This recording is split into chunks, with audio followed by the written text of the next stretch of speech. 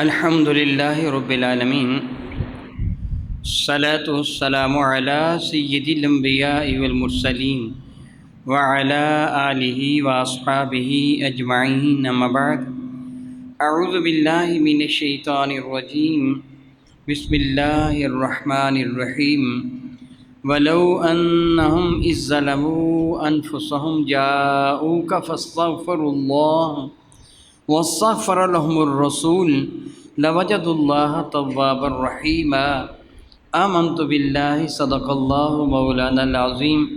قال اللہ تبارک و تعالی جل وعلا فی شان حبیبہ مخبرا وآمرا، ان اللہ وملائکتہ یصلون علی النبی یا ایہا الذین آمنوا صلوا علیہ وسلموا تسلیما۔ اللہم صل وسلم وبارک علی سیدنا و مولانا و نبینا محمد النبی الامی الکریم وعلی آلہ واصحابہ اجمعین۔ الصلاۃ والسلام علیک یا سیدی یا رسول اللہ وعلی آلک واصحابک یا سیدی یا حبیب اللہ۔ الصلاۃ والسلام علیک یا سیدی یا رحمۃ للعالمین وعلی آلک واصحابک یا سیدی یا سیدی یا سیدی یا شفیع المذنبین۔ مولاي صل وسلم دائما أبدا على حبيبك خير الخلق كلهم۔ مولاي صل وسلم دائما أبدا على حبيبك خير الخلق كلهم، هو الحبيب الذي ترجى شفاعته، هو الحبيب الذي ترجى شفاعته لكل حول من الأحوال مقتحم۔ مولاي صل وسلم دائما أبدا على حبيبك خير الخلق كلهم، يا ربي بالمصطفى بلغ مقاصدنا، يا ربي بالمصطفى بلغ مقاصدنا، واغفر لنا ما مضى يا واسع الكرم۔ مولاي صل وسلم دائما أبدا على حبيبك خير الخلق كلهم۔ نہایت ہی معزز محترم احباب گرامی قدر، الحمدللہ تعالی ثم الحمدللہ تعالی، رب ذوالجلال نے بڑا احسان فرمایا، ہمیں حضور کا امتی بنایا اور حضور سید عالم کے صدقہ سے ہماری بخشش کے بہانے بنا دیے۔ آج ذوالقعدۃ المعظم کی 26 تاریخ ہے، حرمین شریفین میں 27 تاریخ ہوگی۔ کچھ وہ خوش قسمت ہیں کہ جو مکہ مکرمہ میں حاضر ہیں، اور کچھ وہ خوش قسمت ہیں جن کو دربار مصطفیٰ کا ملا ہوا ہوگا۔ بعض لوگ حج سے پہلے مدینہ طیبہ حاضری دیتے ہیں، ان کو مقدر ہوتا ہے، اور بعض حج کے بعد حاضری دیتے ہیں، ان کا مقدر اس وقت جاگتا ہے۔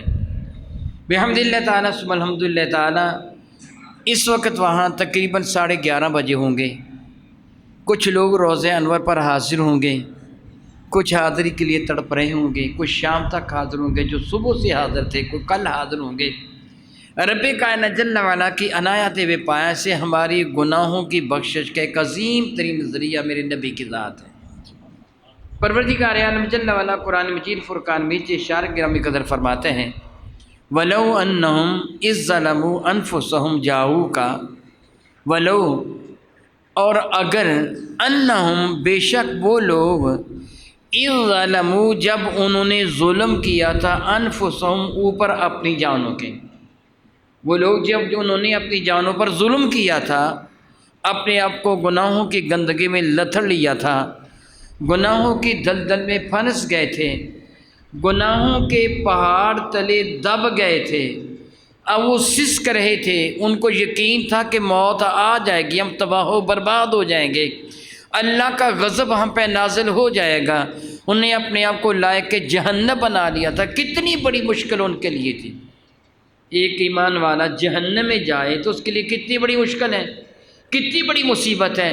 تو محبوب وہ جو مشکلوں میں پھنسے ہوئے تھے، وہ جو تباہی و بربادی جن کا مقدر بنی ہوئی تھی، جاؤ کا محبوب وہ تیرے دروازے پہ آ جاتے، وہ جنہوں نے اپنی جانوں پہ ظلم کر لیا تھا نا، اب ان کو بھاگ دوڑ کرنے کی ضرورت نہیں تھی کہ ادھر بھاگ کے چلے جائیں ادھر بھاگ کے چلے جائیں، وہ وہاں پڑے تڑپتے رہیں کہ اب ہم کیا کریں، پہاڑ ہے گناہوں کا ہمارے اوپر گر گیا، پہاڑ سے کے نیچے سے کس طرح نکلیں گے، ہم تو گناہوں کے گھڑے میں گر گئے، باہر نکلنے کا کوئی بھی ذریعہ ہمارے پاس نہیں، گناہوں کی دھلدل میں دھنسے چلے جا رہے ہیں، ان قریب تباہ و برباد ہو جائیں گے۔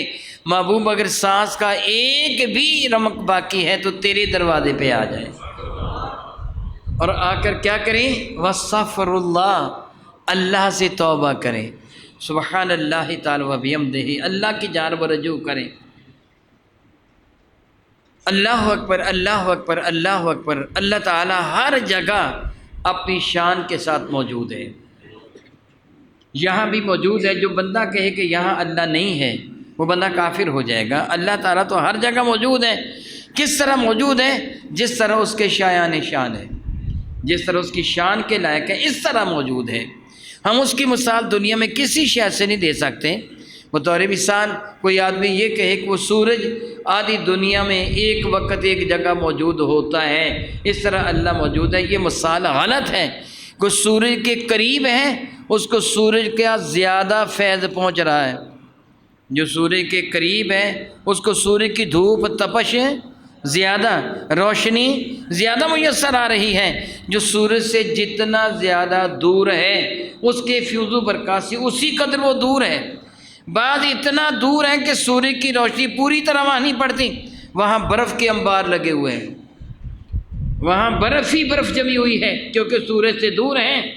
میرا اللہ فرماتا نحن اقرب الیہ من حبل الورید، میں تو تیری شارگ سے بھی زیادہ قریب ہوں، اس لیے اللہ تعالیٰ کو سورج کی طرح نہیں کہا جا سکتا، لا مثل لہ ولا مثال لہ، کائنات ہستی میں اس کی مثال موجود ہی نہیں ہے۔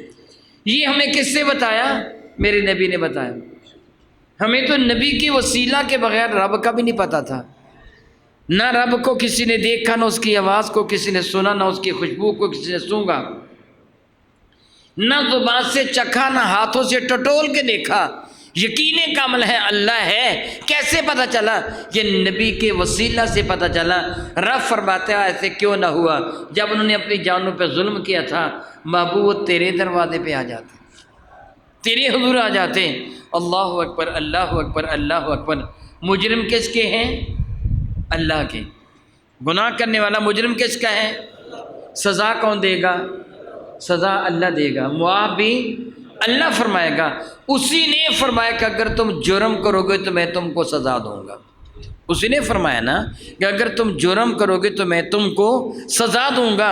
وہ اللہ جس نے سزا کا اعلان فرمایا کہ جرم کرو گے میں تمہیں سزا دوں گا، اس کی عزت کی قسم کتنا کریم ہے۔ فرماتا ہے تم نے جرم کر لیے نا، سزا کے مستحق ہو گئے۔ سطح زمین سے لے کے اوج سماوات تک سارا خلا و فضا تیرے گناہوں سے بھر گیا، تو لائق جہنم بن گیا۔ اتنے گناہ کیے تھے، اتنے گناہ کیے تھے جو حد و حساب سے باہر تھے۔ تو اب ایسے کر، میں تجھے سزا دوں گا نا، اگر سزا سے بچنا چاہتے ہو تو میرے محبوب کے دروازے پہ چلا جا۔ ایسے کیوں نہیں ہو؟ وَلَوْ أَنَّهُمْ إِذْ ظَلَمُوا أَنفُسَهُمْ، وہ لوگ جنہوں نے اپنی جانوں پہ ظلم کر لیا تھا، جاؤ کا محبوب تیرے دروازے پہ آ جاتے، میں گناہ کروں گا تو میں نے ظلم کیا ہے۔ ظلم کا لفظی معنی کیا ہوتا ہے؟ اندھیرا بھی ہوتا ہے، اور علماء فرماتے ہیں ظلم کا اصل معنی ہوتا ہے چیز کو اپنی اصل جگہ سے ہٹا کر دوسری جگہ رکھنا۔ جو اس کا اصل مقام ہے نا، اس کے مقام سے چیز کو ہٹا کے دوسری جگہ رکھنا، یہ ظلم ہے۔ میں اس کی مثال دیتا ہوں۔ آپ نے کسی آدمی کو مزدوری پہ لگایا کہ میں تجھے 1000 روپے مزدوری دوں گا، یہ کام کر، مثلا مٹی اٹھا کے فلاں جگہ ڈال دیں، یہ اینٹیں اٹھا کے دائیں بائیں رکھ دیں، آج یہ عمارت بن رہی ہے، سارا دن مزدوری کر، میں تجھے 1000 روپے دوں گا۔ مزدوری کی تھی الف نے، 1000 روپے دے دیا اپنے بے کو، یعنی مزدوری کرنے والے کو نہیں دیا، اپنے بیٹے کو دے دیا۔ اب آپ نے ظلم کیا کہ نہیں؟ حقدار کون تھا؟ مزدور۔ حقدار کون تھا؟ آپ نے مزدور کو، اپنے بیٹوں کا، یہ میں تجھے انعام دیتا ہوں۔ یہ کیا کیا آپ نے؟ جس کا حق تھا اس کو نہیں دیا، کسی اور کو دے دیا۔ بدترین ظلم، ان الشرک لظلم عظیم، کائنات کا سب سے بڑا ظلم شرک ہے کہ حق عبادت کا اللہ کا تھا تو نے کسی اور کو دے دیا۔ عبادت کے لائق تو اللہ تعالیٰ کی ذات ہے، حق اس کا ہے کہ عبادت اس کی جائے، تو نے کسی اور کو یہ حق دینے کی کوشش کی۔ کوئی کتنا بڑا بھی ظلم کر لے، حتیٰ کہ شرک بھی کر لے، محبوب اتنا بڑا ظالم جاؤ کا وہ تیرے دروازے پہ آ جائے، بڑے سے بڑا مجرم، بڑے سے بڑا ظالم، بڑے سے بڑا بد کردار۔ اللہ اکبر، اللہ اکبر، اللہ اکبر، اللہ اکبر۔ میرے نبی تشریف فرما تھے صلی اللہ تعالی علی حبیبہ دائما ابدا۔ ایک بندہ حاضر ہوا، بعض روایتوں میں عمر بن العاص کا بھی نام آتا ہے۔ وہ بندہ حاضر ہوا اور کہنے لگا کہ میں آپ کی بیعت کرنا چاہتا ہوں۔ میرے نبی نے دست مقدس بیعت کے لیے بڑھایا، اس سے اپنا ہاتھ آگے کیا، پھر پیچھے کر لیا۔ میرے قریب فرمانے کہ تو نے اپنا ہاتھ پیچھے کیوں کیا؟ کہ تو آیا ہے میری بیعت ہونے کے لیے، جب میں نے بیعت کرنے کے لیے اپنا دست مقدس آگے بڑھائے تو نے ہاتھ پیچھے کیوں کر لیا؟ کہنے لگا ایک شرط ہے۔ میرے نبی فرمانے کہ وہ کیا شرط ہے؟ کہنے لگا میں بڑا گناہ گار ہوں، وہ کون سا دنیا کا گناہ ہے جو میں نے نہیں کیا ہوگا؟ گننے کی ضرورت نہیں ہے، میں نے ہر طرح کا گناہ کیا، حتیٰ کہ شرک بھی کیا۔ شرک سے بڑھ کر تو کوئی گناہ نہیں، بدکاری، جھوٹ بولنا، شراب نوشی، جو بھی برے سے برا کام ہے، میں نے بہت بڑے گناہ کیے ہیں۔ میں آپ کی بیعت کروں گا، میرے گناہوں کا کیا بنے گا؟ یعنی میں ایک مشروط بیعت کروں گا، گناہ معاف ہو جائیں گے۔ میرے نبی مسکرا دیے، فرمانے کہ تو مسلمان ہو جا، اللہ سارے معاف کر دے گا۔ جاؤ کا تیرے دروازے پہ آ جائے، جنہوں نے اپنی جانوں پہ ظلم کیا وہ تیرے دروازے پہ آ جائیں۔ واستغفر اللہ، تیرے دروازے پر آ کر اپنے رب کی جانب رجوع کریں۔ رب کائنات جل وعلا کی عزت کی قسم، نبی سفارش فرما دے تو سب کے بیڑے پار ہو گئے۔ دیکھیے بدترین کافر ابو جہل، بدترین کافر کون؟ ابو جہل۔ ابو جہل کا بیٹا اکرمہ بھی کچھ کم کافر نہیں تھا، میدان بدر میں مسلمانوں کو شہید کرنے کے درپے تھا، میرے نبی کے بارے میں بہت برے خیالات رکھتا تھا، اور اس کا خیال تھا کہ پوری دنیا بھی مسلمان ہوگی، میں کبھی بھی مسلمان نہیں ہوں گا۔ اکرمہ بن ابی جہل۔ خالد بن ولید بن مغیرہ کا بیٹا ہے، ولید بن مغیرہ بدترین کافر ہے، بیٹے کا نام خالد ہے۔ یہ اکرمہ اور خالد یہ دونوں حضرات تھے کافروں کے ساتھ، کافروں کے سرغنہ۔ جب میدان احد میں مسلمانوں کو معاذ اللہ تعالی ہزیمت اٹھانا پڑی، یعنی عقب سے حملہ کیا انہوں نے، اور 70 کے قریب مسلمان مرتبہ شہادت پا گئے، یہ عمل ان دونوں کا تھا، خالد بن ولید کا اور اکرمہ بن ابی جہل کا۔ اتنے مسلمانوں کے انہوں نے شہید کیا۔ میرے کریم آقا کا رخ ابا زخمی ہو گیا، حضور کے محبوب چچا حضرت سیدنا حمزہ کے ٹکڑے ٹکڑے کر دیے گئے۔ کتنا ذکر پہنچا تھا مسلمانوں کو، ان دونوں نے عقب سے حملہ کیا تھا، لیکن جب یہ دونوں میرے نبی کے دربار میں آئے تو جنتی ہو گئے۔ حضرت خالد کو میرے نبی نے سیف اللہ کا لقب عطا فرما دیا۔ فاروق اعظم اپنے گھر سے چلے تھے، کیا نیت لے کے چلے تھے؟ کتنا بڑا ظلم کرنے کے لیے چلے تھے تلوار لے کر۔ جب میرے نبی کے دربار میں پہنچے، رب فرمایا جاؤ کا محبوب تیرے پاس آ جائے، کتنا بڑا بھی کوئی ظالم کیوں نہ ہو، عمر فاروق اعظم بنا دیے گئے، میں اس کے سارے گناہوں کو معاف فرما دوں گا، لیکن ایک شرط ہے، معاذ تیرے دروازے پر نہ آ جائیں۔ وَصَفَّرَ لَهُمُ الرَّسُولُ، محبوب تم ان کی سفارش بھی کر دو۔ اللہ اکبر، اللہ اکبر، اللہ اکبر۔ معافی ملے گی مگر کس کے وسیلہ سے؟ مجھے معلوم نہیں کہ ان کی عقل کو سانپ سونگھ گیا ہے یا کیا ہو گیا کہ جو وسیلے کا انکار کرتے ہیں۔ اچھا مجھے بتائیے، میں اس جگہ موجود ہوں کہ نہیں؟ بتائیے بھلا، آپ بھی تشریف فرمائے ہیں کہ نہیں؟ میری موجودگی کا آپ کو کس طرح پتہ چلا؟ آنکھوں کے وسیلہ سے۔ بھلا کس طرح؟ کانوں کے وسیلہ سے، میری آواز کو آپ نے سنا۔ میں آپ کی زیارت کر رہا ہوں آنکھوں کے وسیلہ سے، آپ کی آواز سن رہا ہوں کانوں کے وسیلہ سے۔ میں دنیا میں آیا، آپ دنیا میں آئے، ڈائریکٹ آئے کہ کسی کے وسیلہ سے آئے ہیں؟ ایسے تو نہیں ہوا کہ بٹن دبا کر ہمیں دیوار سے برآمد کر لیا گیا ہو، ہم درخت کی طرح زمین سے اگ گئے ہوں؟ ایسے ہوا ہے؟ کس کے وسیلہ سے آئے جی؟ سارے بتا دو۔ ماں اور باپ کے وسیلہ سے آئے، اور ماں اور باپ نے جب میرے نبی کی سنت کا وسیلہ پکڑا، ہمارے ماں اور باپ نے جب نبی کی سنت کا وسیلہ پکڑا، ہم حلالی ہو کر دنیا میں آئے۔ جنہوں نے وسیلہ نہیں پکڑا وہ بھیجا ان کو کس نے؟ کس نے بھیجا؟ بھیجا کس کے وسیلہ سے؟ ماں باپ کے وسیلہ سے، ہے وہ بھی ماں باپ۔ بھیجا اللہ نے ان کے ماں باپ کے وسیلہ سے، لیکن جب انہوں نے نبی کا وسیلہ درمیان سے ترک کر دیا، وہ حلالی نہ ہوئے، حرامی ہوئے۔ پتہ چلا کہ نبی کا وسیلہ بڑی عظمت کا سبب ہے، نبی کا وسیلہ بڑی عظمت کا سبب ہے۔ فعل ایک ہی تھا، نبی کا وسیلہ درمیان میں آ گیا تو ہم حلالی ہو گئے، نبی کا وسیلہ نہ ہوتا تو حلالی نہ ہوتے۔ رب فرماتا محبوب ظلم کر کے آپ کے دربار میں آ جائیں۔ اللہ اکبر، اللہ کتنا کریم ہے، کتنا کریم ہے۔ وہ دراصل اپنے محبوب کی امتیوں کو بلکہ ساری مخلوق کو معاف فرمانا چاہتا ہے، لیکن معاف کس طرح کرے گا؟ سب کو دعوت دی ہے، تم مشرک ہو، تم کافر ہو، بدترین مجرم ہو، گناہ گار ہو، فاسق و فاجر ہو، قاتل ہو، ڈاکو ہو، دہشت گرد ہو، بڑے سے بڑے گناہ گار کیوں نہ ہو، آؤ میرے نبی کے دروازے پہ آ جاؤ۔ تم چاہتے ہو نا رب راضی ہو جائیں، ساری خطائیں معاف ہو جائیں، ساری غلطیاں معاف ہو جائیں، آؤ دربار مصطفیٰ میں آ جاؤ، اور دربار مصطفیٰ میں آ کر کیا کرو؟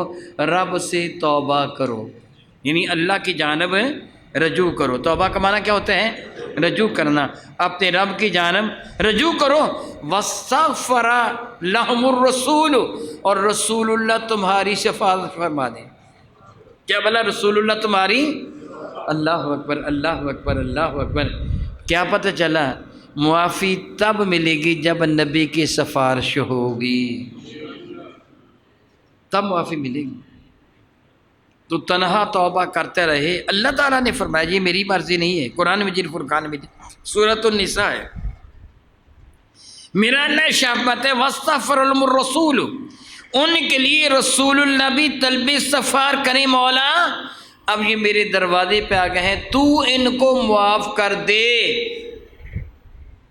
اللہ کی عزت کی قسم، اللہ رب العزت جل وعلا نے احساس چلایا کہ لَوَجَدُ اللَّهَ تَوَّابًا رَحِيمًا، میرے نبی تیری سفارش کر دیں گے تو رب کو اس طرح پائے گا، تیری جانب وہ تواباً رجوع فرمائے گا۔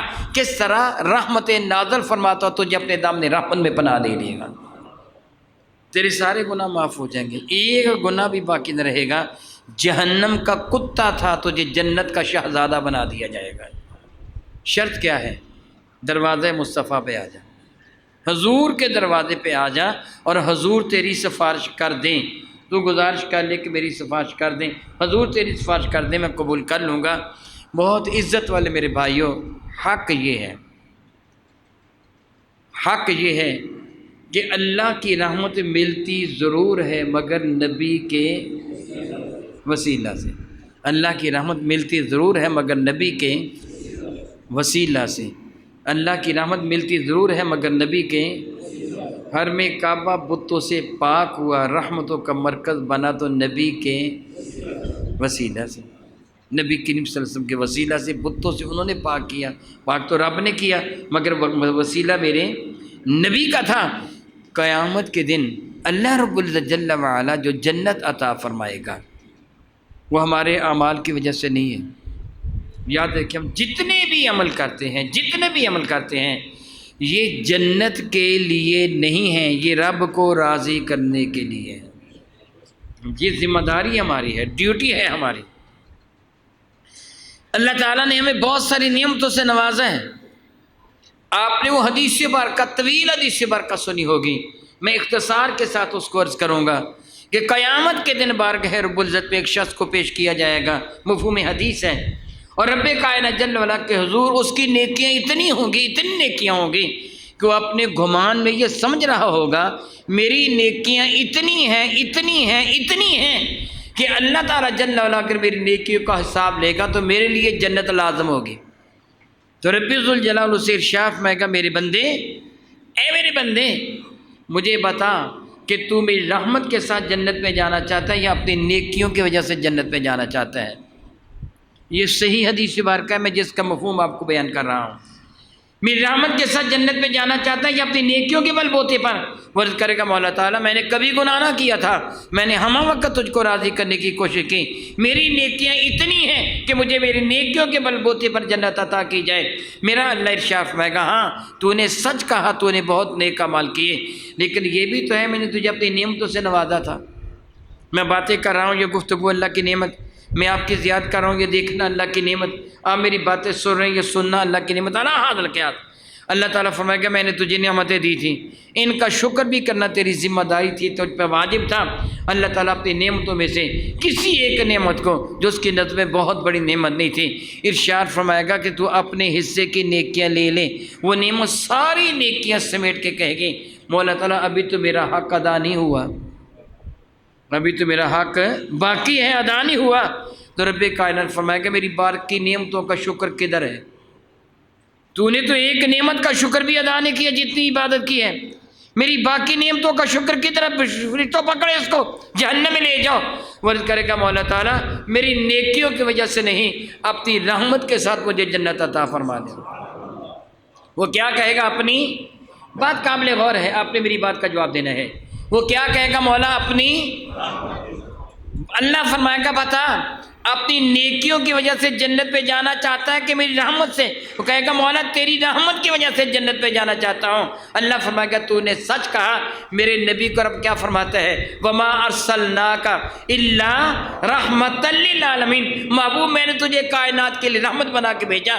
پتہ چلا ہر کوئی رب کی رحمت سے جنت میں جائے گا، میرے نبی رب کی رحمت ہے، وہ میرے نبی کے وسیلہ سے جنت میں جائے گا، اپنی نیکیوں کی وجہ سے نہیں جائے گا، میرے نبی کے وسیلہ سے جائے گا۔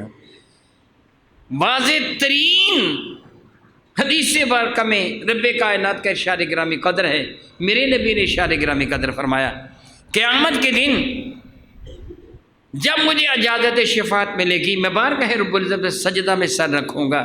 ہمارا یہ عقیدہ ہے، میرے نبی قیامت کے دن نہایت عاجزی، انکساری کے ساتھ، خشوع و خضوع کے ساتھ بارگاہ رب العزت میں سفارش کریں گے۔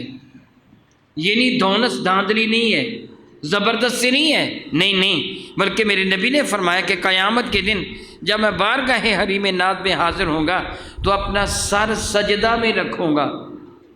انتہائی عاجزی اور انکساری بندے کی ہے جب بندہ حالت سجدہ میں اپنا سر اپنے رب کے حضور رکھتا ہے۔ میں اپنی جانب نسبت کروں گا سجدہ کی، تو میں یوں کہوں گا کہ میں نے اپنی عزت کی پیشانی کو ذلت کی زمین پہ رکھا۔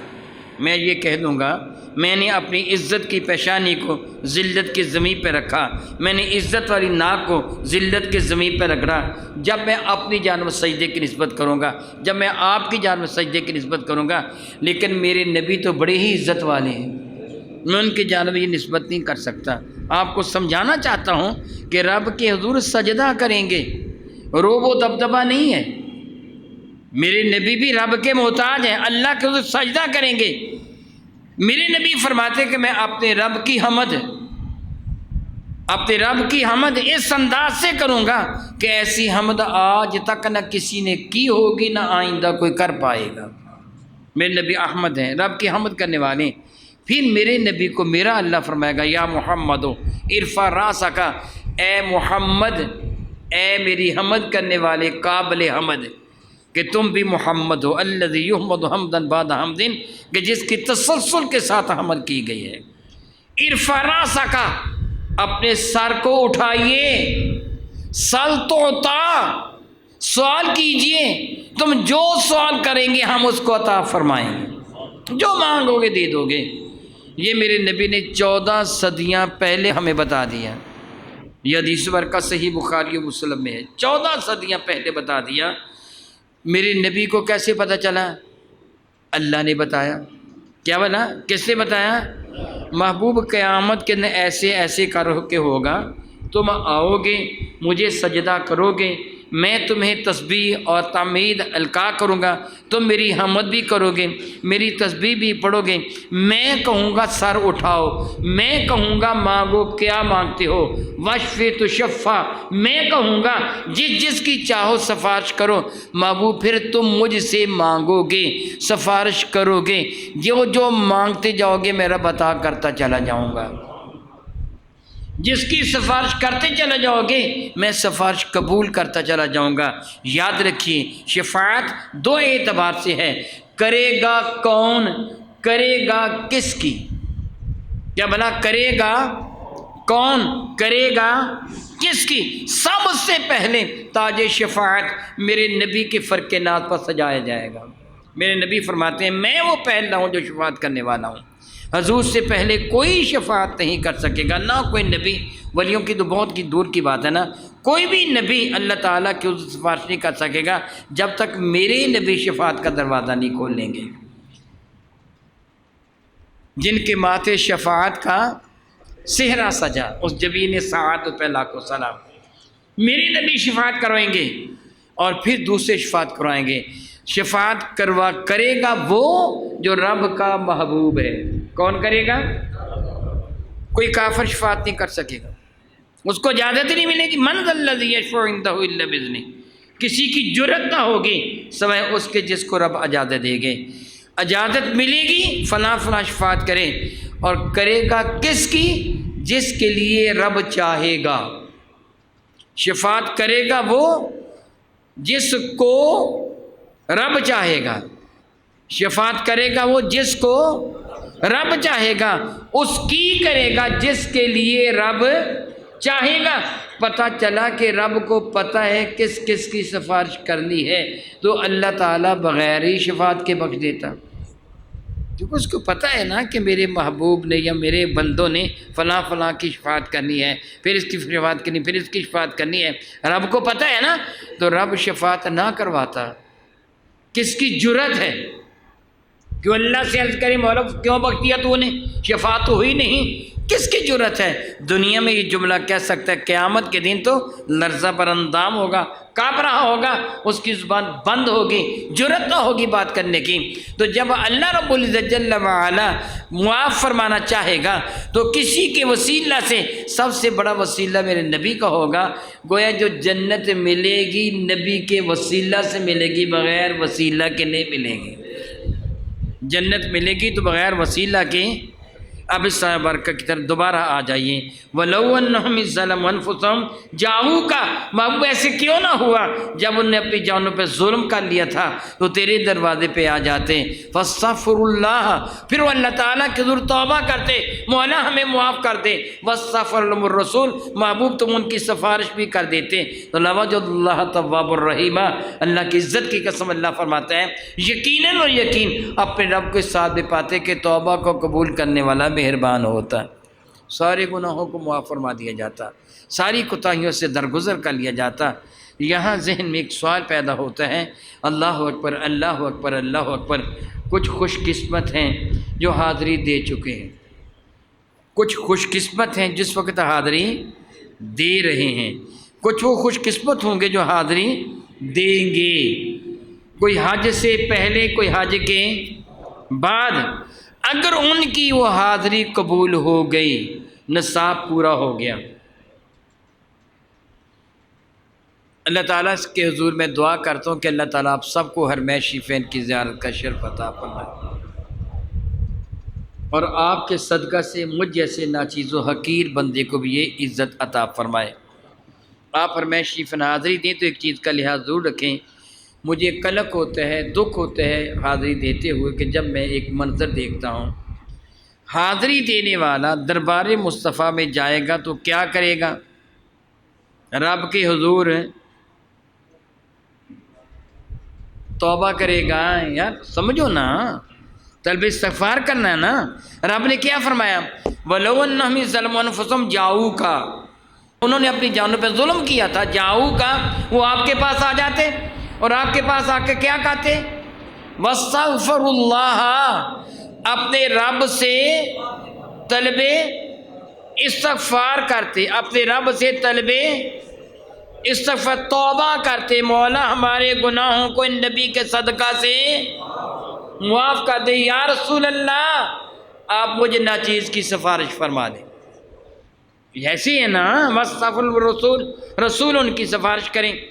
میری بات آپ کو سمجھ آ رہی کہ نہیں آ رہی؟ جانے والا کیا کرے؟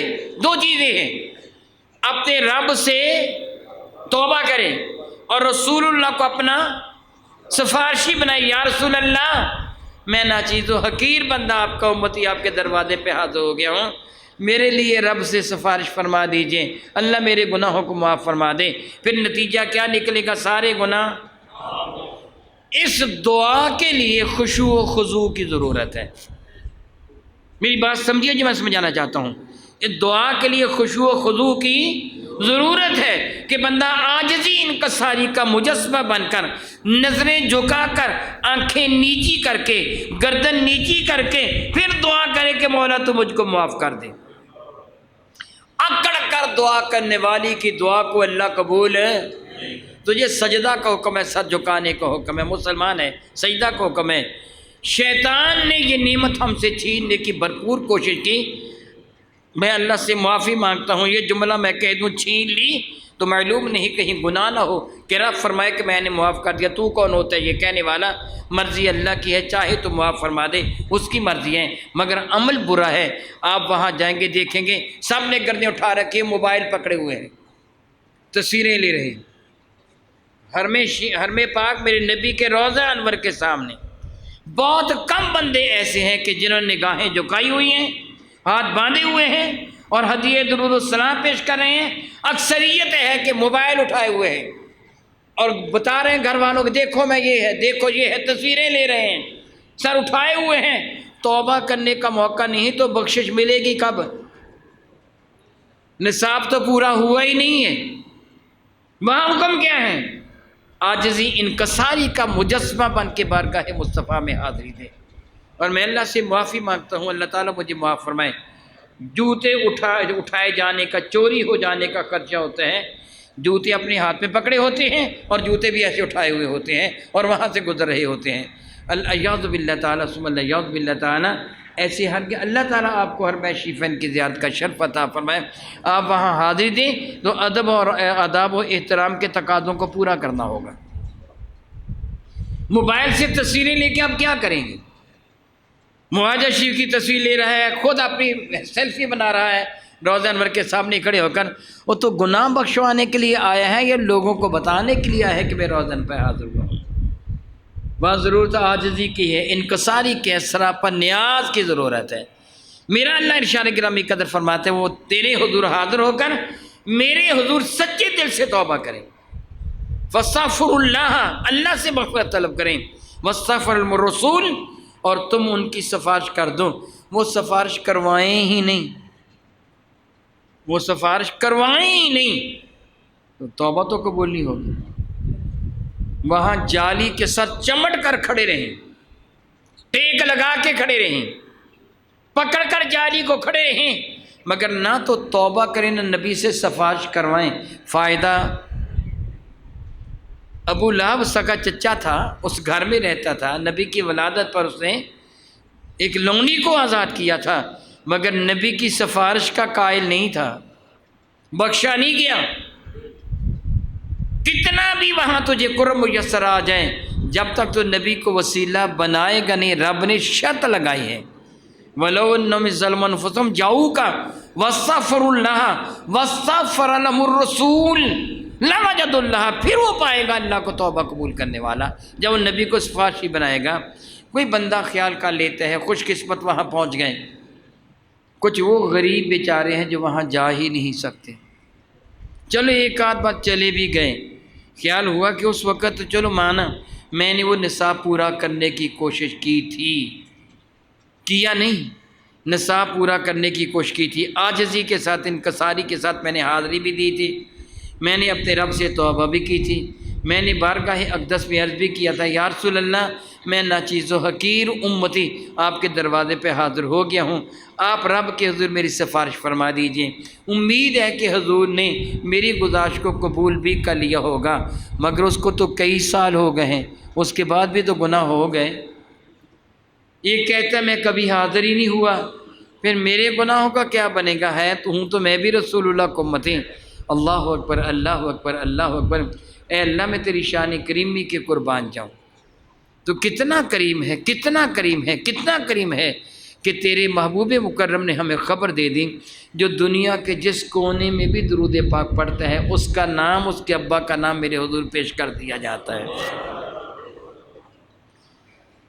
دنیا کے جس کونے میں بھی، پوری دنیا میں، مجھے کسی ملک کا نام لینے کی ضرورت نہیں ہے، دنیا کے کسی بھی کونے میں آپ درود و سلام پڑھتے ہیں، پوری کائنات میں میرے نبی فرماتے ہو درود و سلام مجھ تک پہنچتا ہے اور فرشتہ بتاتا ہے کہ فلاں کے بیٹے فلاں نے آپ کو سلام بھیجا۔ میرے نبی فرماتے، سنن نبی داؤد میں بھی ہے، باقی شیب میں بھی ہے، میرے نبی فرماتے میں مصطفیٰ اس کے سلام کا جواب دیتا ہوں، میں اس کے سلام کا جواب دیتا ہوں، گویا اس کے لیے دعائے رحمت کا نصاب پورا ہو گیا، وہ بندہ سلام کر کے بارگاہ اقدس میں حاضر ہو گیا، جب اس کا نام پیش کر دیا گیا صلی اللہ فلاں بھی فلاں بھی فلاں بھی فلاں بھی، وہ پیش ہو گیا نا، اور اب رسول اللہ نے سفارش کر دی وعلیکم السلام ورحمۃ اللہ، اور تجھ پر سلامتی ہو، تجھ پر اللہ کی رحمتیں ہوں، حضور نے سفارش کر دی تو پھر صلہ کا ملا، مولا فرماتا ہے میں سارے گناہوں کو معاف کر دوں گا۔ پتہ چلا جو وہاں جا بھی نہیں سکا، یہاں درود و سلام پڑھ کر اپنی توبہ کے لیے دعا کرتا رہے، رب کائنات یہیں بیٹھے بیٹھے کی قبول کر لے گا، یہاں بیٹھے بیٹھے کا وہ نصاب پورا ہو جائے گا۔ کتنا کریم ہے میرا اللہ، کس قدر رحمت نازل فرمانے والا ہے۔ اور پھر ایک اور بات ذہن نشین فرما لیجئے، میں محمد سعید الحسن، آپ مجھے پیغام بھیجیں، لکھ کر بھیجیں میسج، یا پھر ٹیلی فون کے ذریعے مجھے سلام بھیجیں، کسی بندے کے ذریعے مجھے سلام بھیجیں، تو سلام کیا ہوگا کہ سعید الحسن کو میرا سلام ہو۔ آپ ٹیلی فون کریں، اور ٹیلی فون کہاں سے لگا کے جی سعید الحسن کو میرا سلام ہو، آپ یہ کہیں گے، کیا کہیں گے؟ تم کو میرا سلام ہو، السلام علیکم، صیغۂ خطاب کے ساتھ کہیں گے، کیا بھلا صیغۂ خطاب کے ساتھ کہیں گے۔ کسی بندے کو آپ میری جانب بھیج رہے ہیں، کوئی بندہ آ رہا ہے تو آپ اسے کہیں شاہ صاحب کو میرا سلام کہنا ہے، شاہ جی فلاں آپ کو سلام کہہ رہا ہے، صیغہ خطاب ہوگا نا، یہ تو نہیں کہ فلاں اس کو سلام کہہ رہا ہے۔ میری بات سمجھ آ رہی کہ نہیں آ رہی؟ ایک یہ طریقہ کار ہے کہ کوئی بندہ میری طرف آ رہا تھا، آپ نے کہا کہ یہ کہنا کہ فلاں کہہ رہا تھا اس کو سلام ہو۔ ایک یہ طریقہ کار ہے کہ شاہ صاحب کو کہنا کہ فلاں آپ کو سلام کہہ رہا تھا۔ صحیح طریقہ کیا ہے؟ آپ کو، ایسے ہے نا، اب یہ تو نہیں کہیں گے کہ اس کو سلام کہہ رہا ہوں، جا کے اسے کہنا، کیا کہیں گے؟ آپ کو۔ اگر آپ یہ کہہ سکتے ہیں السلام علیکہ یا سعید الحسن، تو السلام علیکہ یا رسول اللہ کیوں نہیں کہہ سکتے؟ پتہ چلا کہ الصلاۃ والسلام علیکہ یا رسول اللہ کہنا جائز ہے، یہ کہنا جائز ہے۔ بارگاہ ساتھ باب میں صیغہ خطاب کے ساتھ آپ سلام کرتے ہیں اور آپ کا سلام پہنچتا ہے، جس طرح آپ ٹیلی فون کے ذریعے دنیا کے دوسرے کونے سے سلام کسی کو پیش کرتے ہیں، اس کی تو حیثیت کچھ بھی نہیں ہے، یہ تو ایک انسان کی ایجاد ہے۔ میرے نبی تو رب کائنات کے قدرت کے شاہکار ہیں، آپ جو سلام کرتے میرے نبی فرماتے آپ کا تمہارا سلام مجھ تک پہنچتا ہے، میں تمہارے سلام کا جواب دیتا ہوں۔ لیکن بات وہی ہے جو میں پہلے کہہ چکا ہوں، عاجزی انکساری شرط اول ہے۔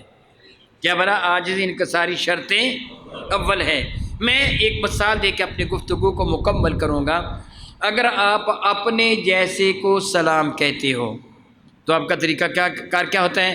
السلام علیکم، کیا حال ہے یار، ٹھیک ہو؟ یہ طریقہ کار ہوتا ہے۔ لیکن جب اپنے ابا کو سلام کہتے ہو تو